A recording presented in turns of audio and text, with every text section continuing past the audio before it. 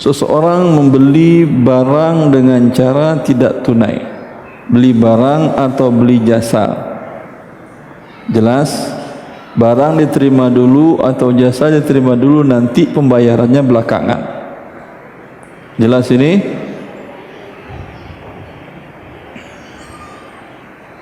Bila dia belum melunasi hutang pada saat jatuh tempo, maka ia harus membayar denda keterlambatan selain melunasi hutang pokok.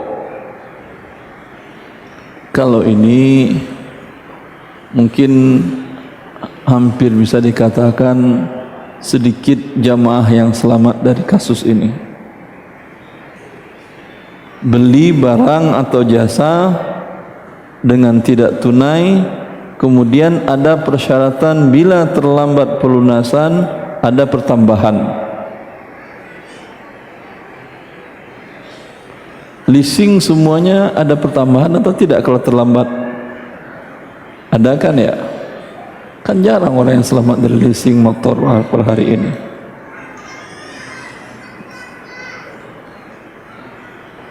Jasa PDAM itu jasa apa? Beli air dari PDAM, bayarnya kan belakangan. Kalau terlambat dari tanggal 20 ada denda, itu juga riba. Kau baru tahu sekarang? Kan kita ingin mengidentifikasi riba di sekitar kita.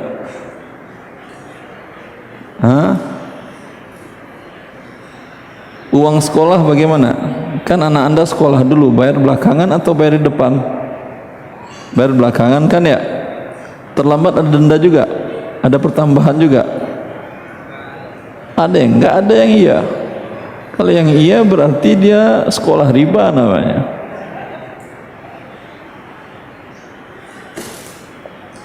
Ya. Ada juga di sebagian komplek perumahan iuran pemeliharaan lingkungan atau IPL. Terlambat ada denda atau tidak? Ini banyak yang ketawa karena banyak korban di sini.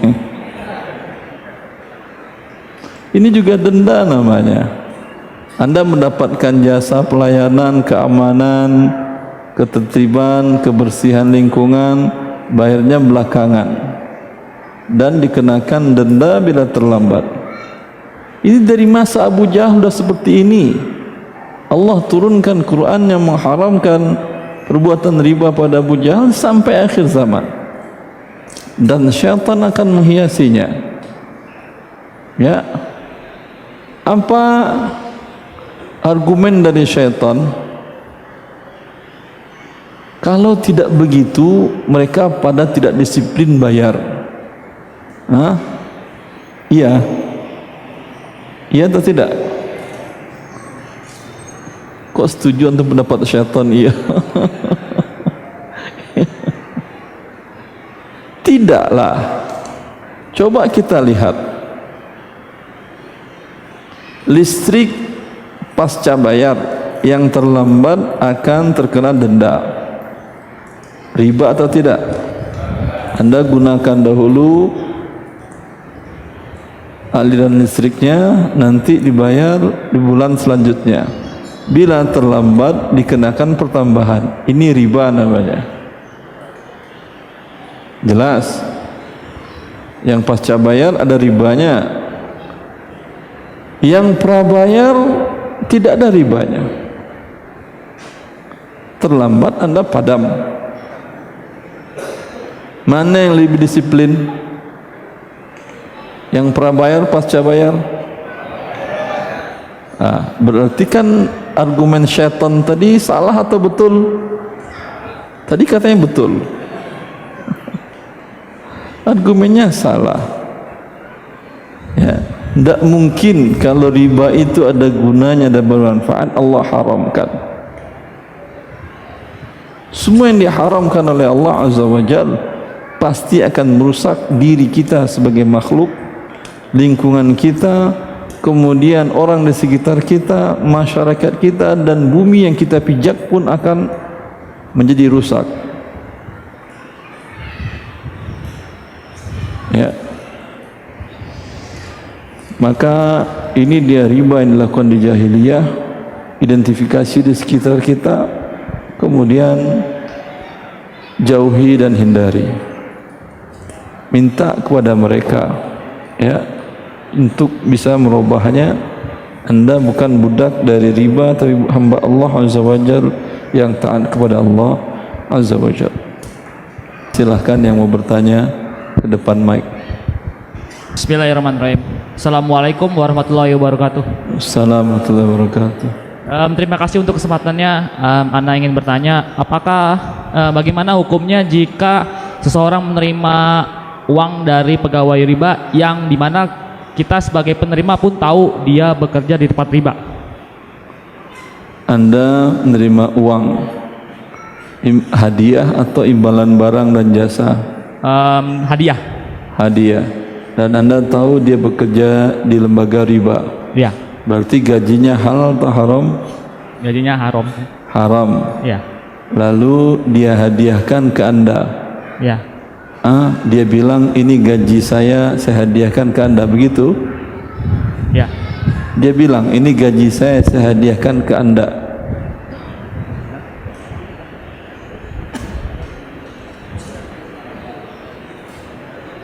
Ngasih aja. Ngasih aja. Kan dia nggak bilang kan? Nggak bilang. Kalau ragu tanyakan, ini dari gaji bapak atau dari yang lain gitu. Kalau misalkan diterima, tapi kalau itu kita nggak nanya gitu, boleh nggak diterima? Karena hukum asalnya kaum muslimin itu tidak berbuat yang haram. Hukum asalnya uang kaum muslimin halal. Ya, maka bila ada orang yang ngasih infak jangan bilang, bapak uangnya kerja di mana? Kalau bapak kerja di bank riba, ini celengan khusus uang riba. Ini celengannya infak umum. Ya enggak, hukumnya kaum muslimin taat kepada Allah, kecuali Anda yakin ya dia tidak punya penghasilan lain kecuali dari situ. Ini kan enggak ada yang tahu kecuali istri dan anak-anaknya. Jelas? Dengan demikian terima saja. Kalau Anda tidak terima juga tidak ada masalah, kan nolak hadiah orang. Baik, terima kasih. Assalamualaikum warahmatullahi wabarakatuh. Assalamualaikum warahmatullahi wabarakatuh. Terima kasih atas kesempatannya Pak Ustadz. Saya mau bertanya begini Pak Ustadz. Saya pernah dengar ada suatu instrumen investasi di Pegadaian, namanya tabungan emas Pak Ustadz. Ini mekanismenya yang saya tahu itu pada saat kita nyetor itu bukan dibelikan tapi dikonversi sebagai emas dalam bentuk gram gitu Pak Ustadz. Kemudian nanti Anda ngasih uang yang dicatatkannya emas. Iya betul. Ya, nanti ketika Anda ambil dikasih uang atau emas? Kita bisa jual emas yang dalam gram tersebut, yang di dalam tabungan tersebut. Kalau Anda minta emas bisa? Minta emas bisa Pak Ustadz. Sesuai dengan investasi Anda tadi. Iya, tapi ada biaya untuk membuat tabungan tersebut sebagai emas fisik gitu, ada biayanya Pak Ustadz. Kok ada biaya? Tadi kan emas Anda. Iya, tapi ada biaya untuk membuat emas sebagai fisik gitu. Tadi Anda beli emas. Ya. Anda tabungkan. Berarti emasnya ada atau tidak? Bentuknya masih dalam catatan. Iya, tadi Anda beli emas. Ya. Anda terima emas atau tidak? Belum. Dia punya emas atau tidak? Sepertinya sih tidak Pak Ustadz. Terus? Jadi kalau kita mau kita harus. Berarti Anda investasinya uang nanti diterima berlebih. Nggak berlebih sih Pak Ustadz. Jadi pada saat kita ingin mencairkan Pak Ustadz, jadi kita bisa menjual dari emas yang dalam tabungan tersebut. Kalau kita minta emas, ya pertanyaan saya. Iya. Tidak bisa kan ya? Tidak bisa langsung, tapi harus request. Kemudian nanti ada biaya untuk mengambil emas atau berarti dia tidak punya emas. Tidak punya emas. Betul. Berarti yang Anda serahkan rupiah, nanti diserahkannya rupiah berlebih. Iya mungkin ya Pak Ustadz. Memang iya, bukan iya mungkin. Iya. Itu hanya akal-akalan saja emas. Oh. Jelas? Tapi kalau kasusnya begini, datang Anda beli ke toko emas. Ya, mana emas Pak? Oh itu berapa Pak? Yang ini 10 juta, ini 7 juta nak, 10 gram. Ya udah, ini 7 juta Pak, sini buat saya. Anda terima. Ini sudah selesai kan, jual beli halal. Lalu dia bapak tukang emas menawarkan, Bapak mau nabung di saya enggak emasnya, simpanin di saya? Ada biaya administrasi Pak? Oh ya ada lah, namanya nyimpan, kata dia. Kan saya juga butuh beli berangkas segala macam. Memang berangkas saya ada, tapi kan ya ada nyewa lah. Enggak mahal sih, per bulan umpamanya sekitar 50.000 ya, kalau emas ukuran 10 gram ya. Lalu Anda serahkan. Ketika Anda ambil emas yang itu atau emas yang lain?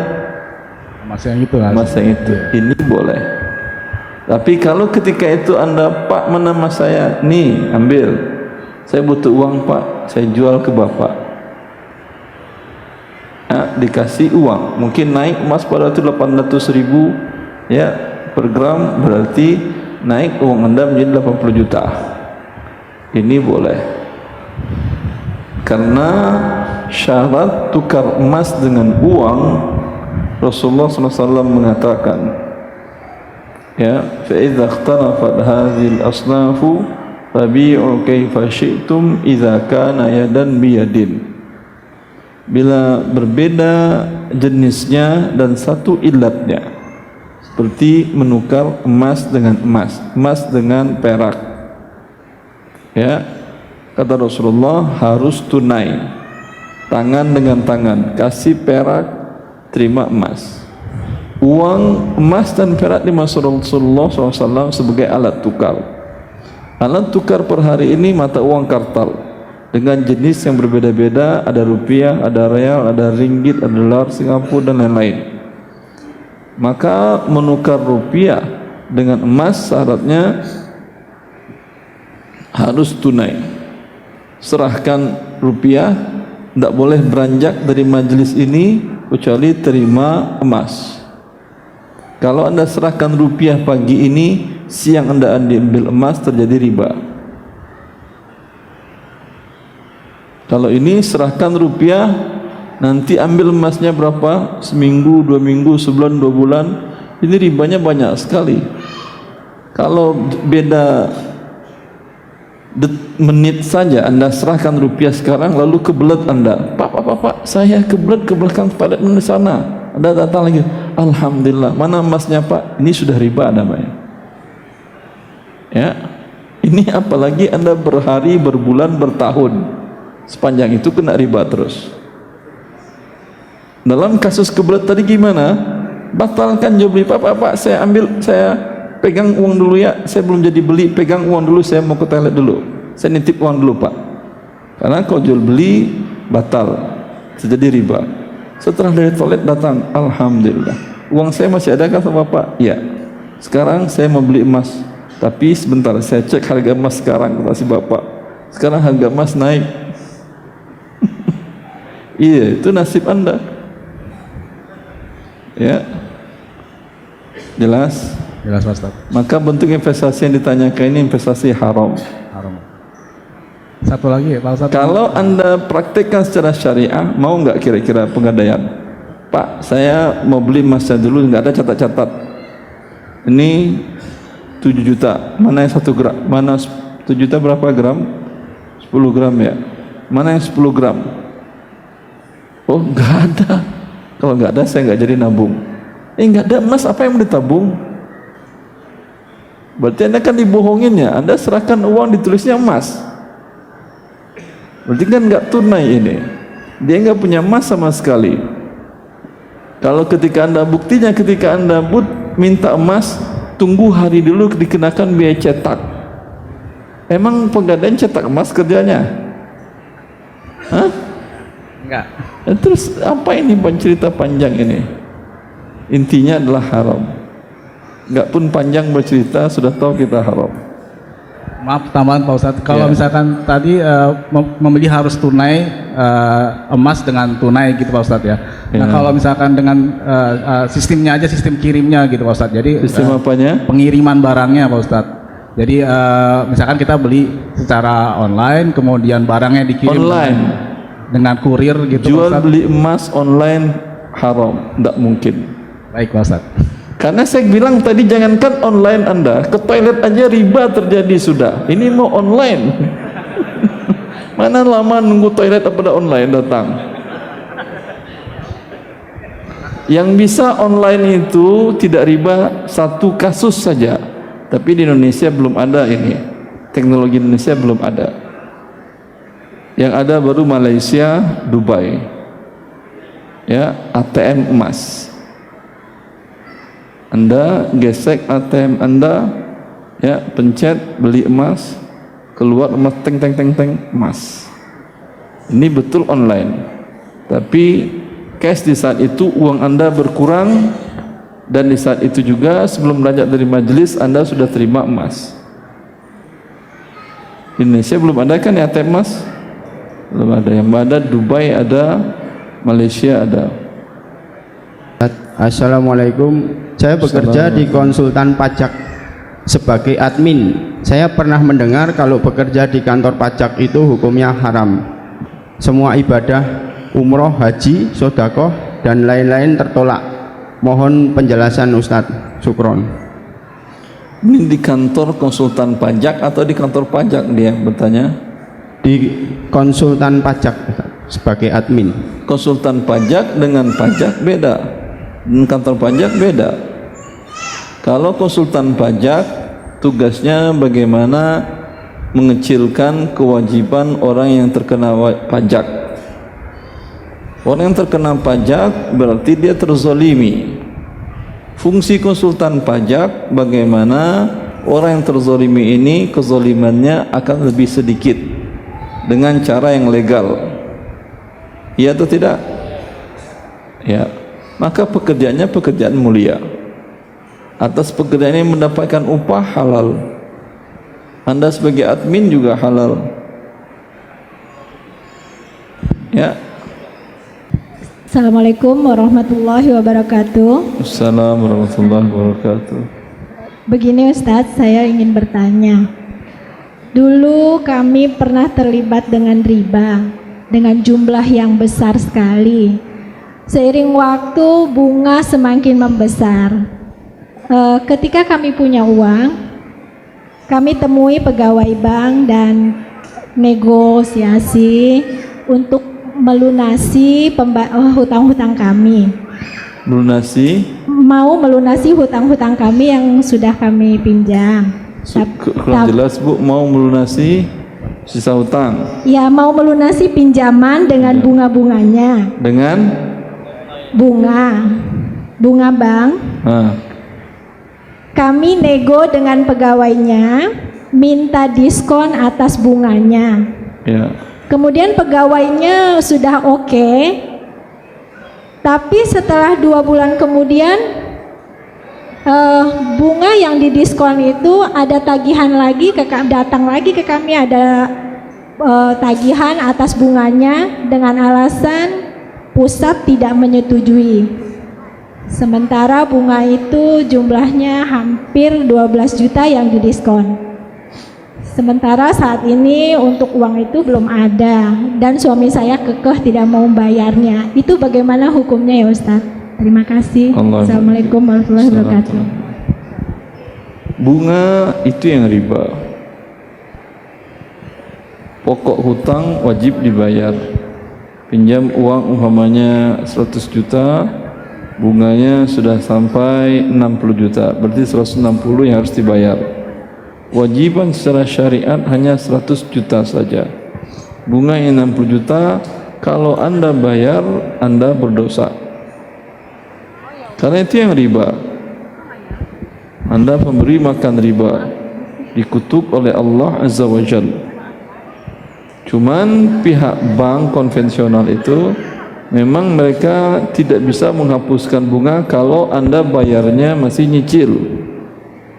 Tapi kalau Anda minta, Anda jual aset yang ada, umpamanya alhamdulillah terjual, kemudian Anda katakan saya mau lunasi tapi hanya 100 juta saja, saya bayar cash sekarang. Itu biasanya bank-bank tadi mereka mau. Dan setelah itu Anda tidak ada kewajiban lagi kepada mereka. Tapi kalau nyicil mereka pun tidak mau. Dan secara syariat memang ini yang harus Anda lakukan. Ketika Anda berhutang riba, berarti Anda berbuat dosa besar. Cara bertobatnya bagaimana? Kata Allah, "Faman ja'ahu mau'izatun min rabbih fantaha." Siapa yang datang kepadanya peringatan bahwa Allah telah mengharamkan riba, lalu dia berhenti. Apa arti berhenti itu?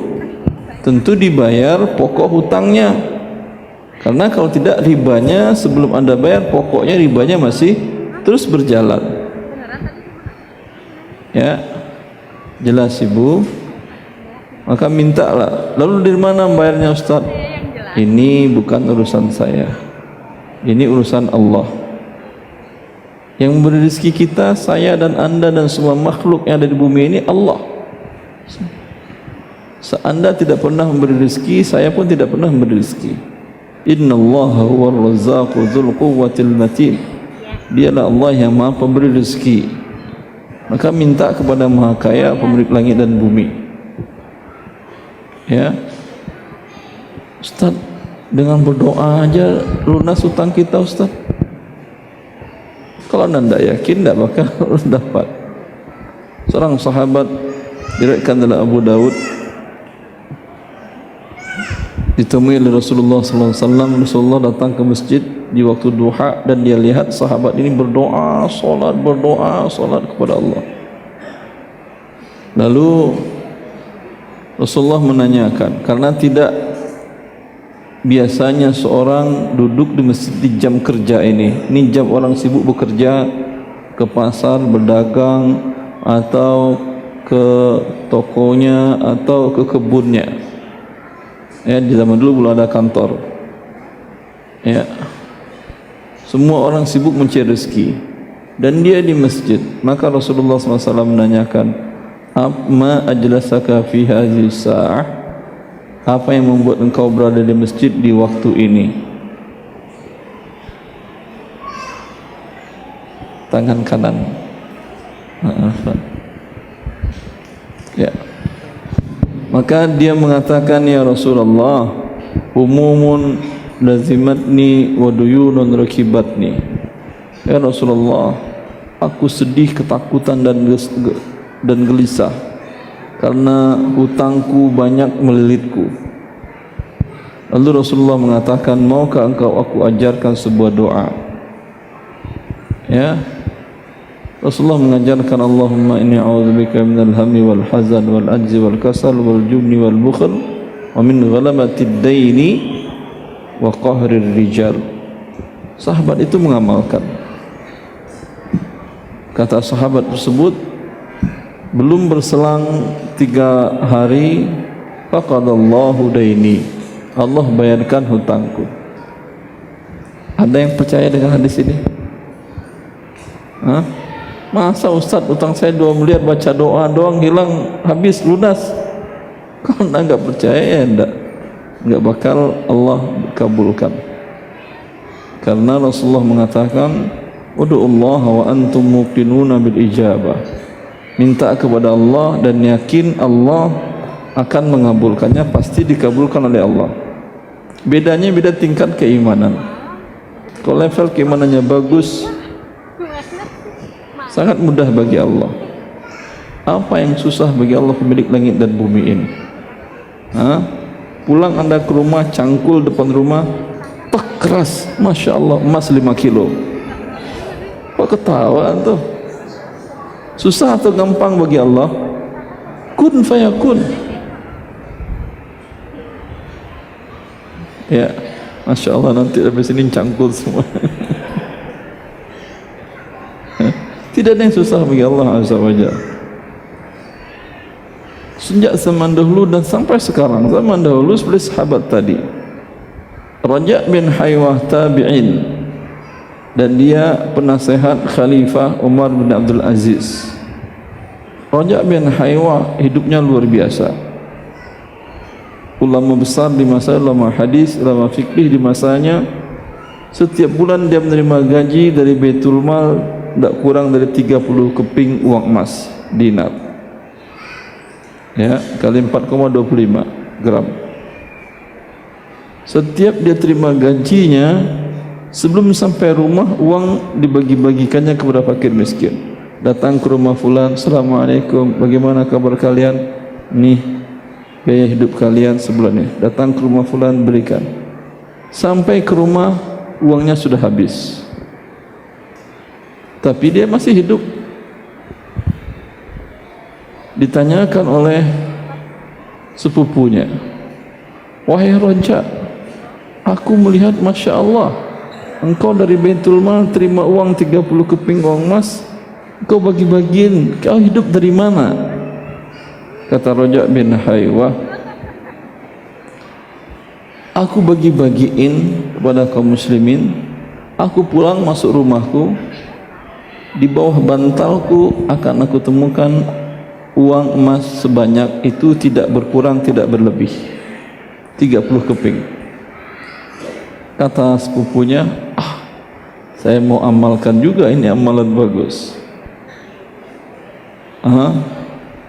Baru sepupunya dapat uang dari gajinya, dari niaga, dari dagang segala macam, dibagi-bagiin. Pulang dia ke rumahnya, dicari bawah bantal, enggak ada. Di bawah tempat tidur, enggak ada. Di bawah lemari semua dicari, enggak ada. Datang lagi dia ke Raja', wahai Raja', kau kerjain aku ya? Kenapa tadi? Saya lakukan seperti yang kau lakukan, berarti kau bohong. Enggak ada saya temukan di bawah bantal, di bawah kursi, di bawah tempat tidur, dalam lemari, enggak ada. Kata Raja', amaltullaha bil yaqin wa anta tu'amilullaha bitajrubah. Saya bertransaksi dengan Allah, bermuamalat dengan Allah, saya yakin Allah menggantinya.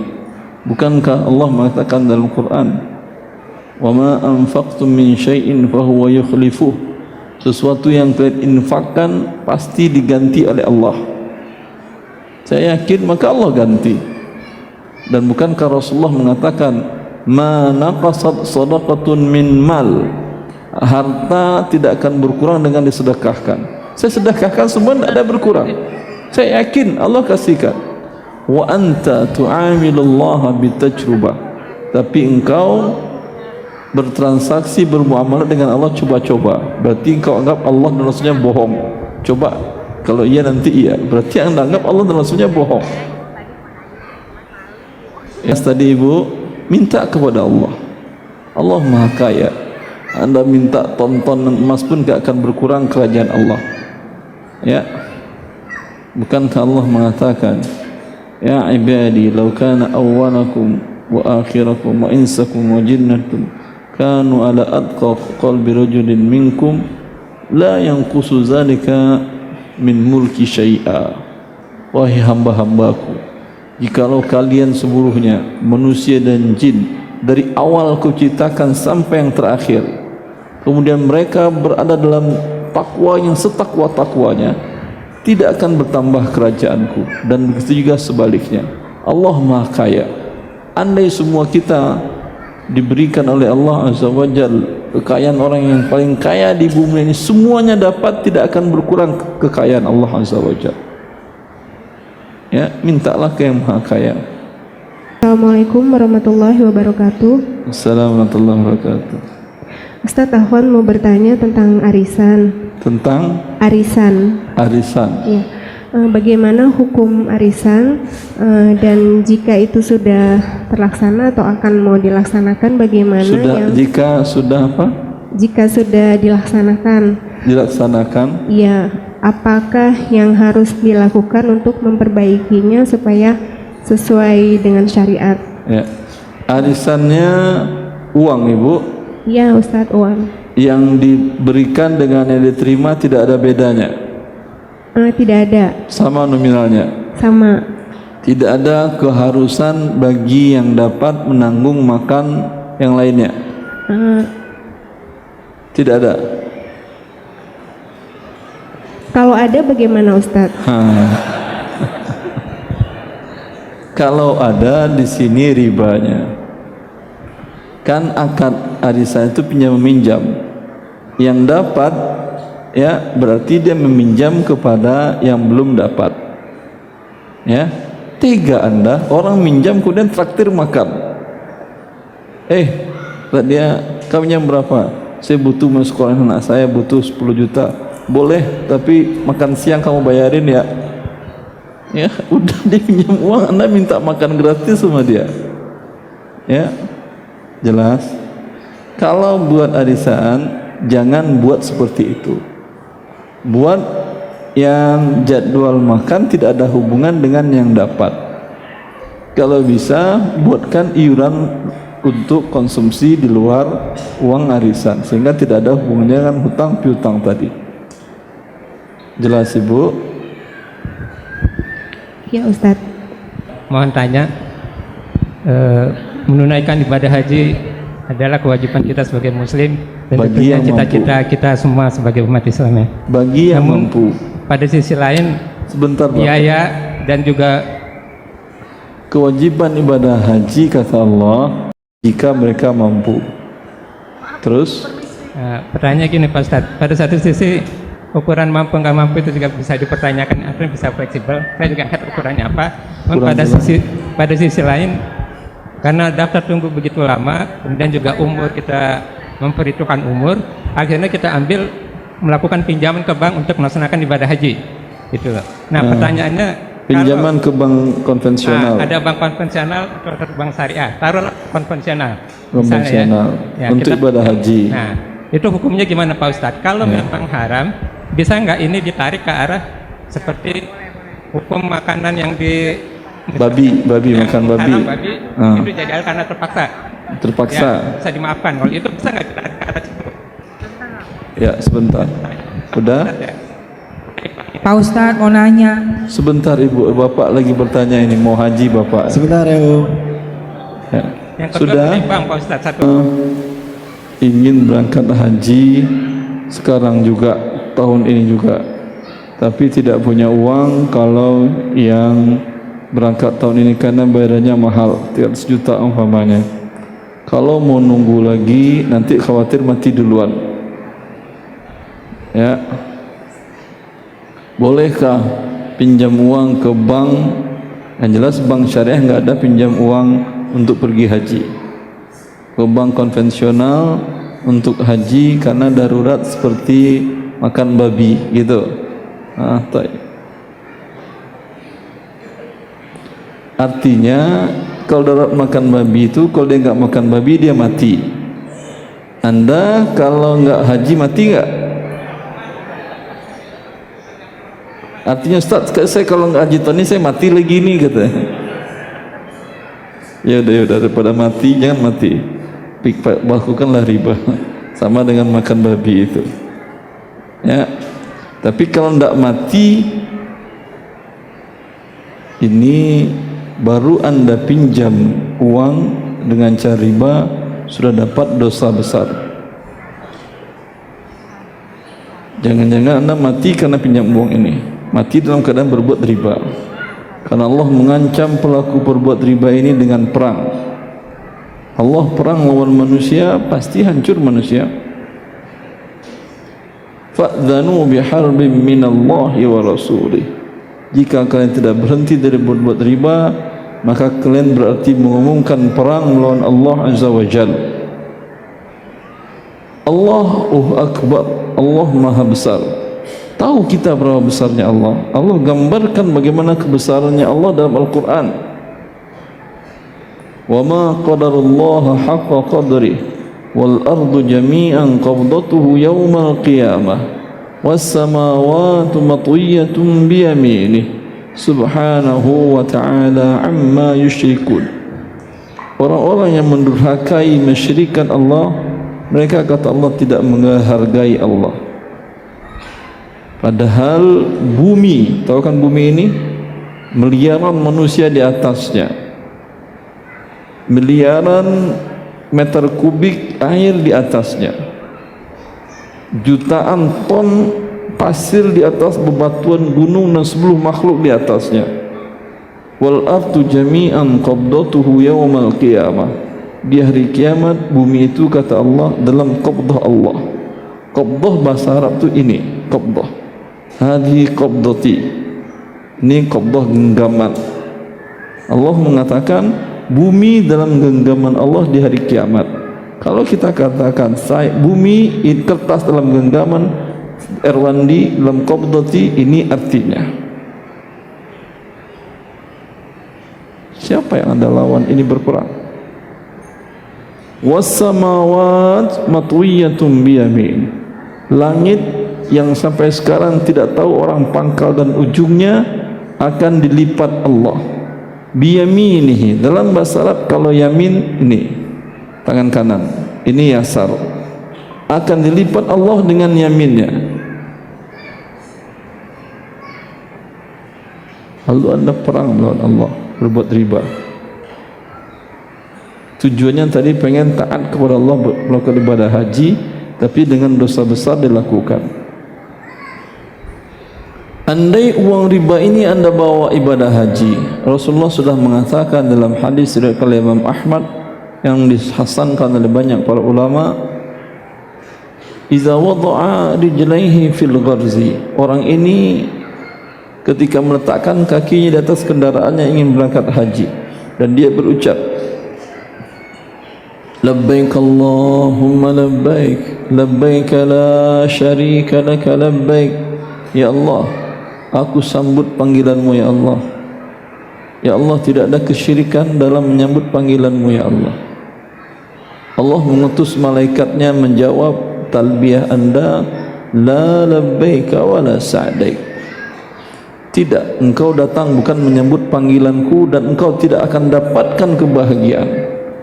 Fa inna zadaka haram wa malaka haram wa hajjuka ma'zurun ghairu mabrur. Engkau bukan datang menyambut panggilanku kata Allah. Harta yang kau bawa harta yang haram, perbekalan yang kau bawa perbekalan yang haram, hajimu tertolak, tidak akan diterima. Untung atau rugi? Rugi, puncak kerugian. Apakah gaji yang diperoleh, yang ditransfer melalui bank konvensional, apakah halal atau mengandung riba? Gaji jasa yang Anda beri, yang Anda jual, jasa yang halal atau haram? Jasa halal. Halal Pak Ustadz. Kalau jasa halal berarti uangnya halal. Akan tetapi Anda dipaksa oleh instansi tempat bekerja Anda untuk membuka rekening bank riba, begitu? Iya Pak Ustadz, iya. Sekarang sudah ada peraturan Kementerian Keuangan kalau tidak salah, bahwa kalau pegawai instansi pemerintahan dia berhak membuka rekening gajinya di bank syariah.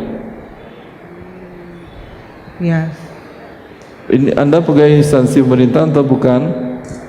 Swasta Pak Ustadz. Kalau swasta wallahu alam. Tapi kalau instansi pemerintah ya. Kalau swasta, kalau dipaksanya Anda ya udah buka rekening riba, minta kepada bank riba tadi nolkan bunganya, saya tidak mau bunga, bisa atau tidak? Ya insya Allah Pak Ustadz. Bisa atau tidak? Bisa. Bisa. Ya. Ya. Kemudian ini kan darurat, darurat sebutuh daruratnya. Ketika uang masuk, tanggal berapa gajian masuk Ibu? Tanggal berapa masuk gajinya ke rekening? Tanggal 1. Jamnya? Hah? Jam 11-an katanya Pak. Jam 11. Tanggal 1, setiap tanggal 1 jam 11 lewat 2 detik Anda wajib cek rekening Anda riba tadi, langsung transferkan juga ke rekening Anda yang tidak ada pertambahan di bank syariah, atau tarik tunai. semuanya habisin. Karena sekarang sudah tidak ada daruratnya lagi. Tadi darurat kan kalau tidak Anda buka, Anda tidak terima gaji, kan darurat kan ya. Sekarang gaji sudah masuk, masih ada darurat, tidak ada darurat lagi. Ya. Satu lagi Pak Ustadz. Kalau semua kaum muslimin dan kaum muslimat di Indonesia melakukan seperti ini, bisa dipastikan tanggal 2-nya bank riba tutup. Udah nggak ada uangnya lagi. Apain dia bikin bank lagi? Ya. Ya, silakan satu lagi Pak Ustadz, bagaimana status penghasilan yang dikumpulkan dari hasil penghasilan dari pekerjaan riba sebelumnya? Bagaimana status harta yang dikumpulkan itu Pak Ustadz? Apakah halal untuk dinafkahi? Bekerja riba maksudnya apa? Kerja di bank konvensional? Ya, asuransi swasta. Ya, sama. Asuransi sama aja dengan bank konvensional. Jadi, kalau bank konvensional riba, asuransi judi dan riba. Jadi hasil harta yang dikumpulkan, semua harta yang didapatkan, yang sudah terpakai, yang sudah habis dimakan, yang sudah terpakai, yang sudah habis, ya, andai di waktu itu belum tahu bahwa itu adalah haram, itu dimaafkan oleh Allah. Aman ja'ahu mu'izatan min rabbih mu'izatun min rabbih fantaha falahu ma salaf. Yang telah berlalu sebelum datang peringatan Allah, Allah mengharamkan riba, itu untuknya. Tetapi yang masih ada setelah dia tahu, sekarang dia tahu bahwa itu haram, masih ada berbentuk aset, barang, atau masih ada uang tunai, ya, ini tidak halal. Yang halal bagi dia adalah hanya sebesar kebutuhan pokoknya setahun ke depan. Ya, resign dia hari Senin, hari Selasa hitung berapa uang yang didapatkan seluruhnya. Kalau dia seorang wanita dan suaminya menafkahinya dan nafkah suami cukup, semua uang yang dia dapatkan dan aset yang dia dapatkan berikan kepada fakir miskin.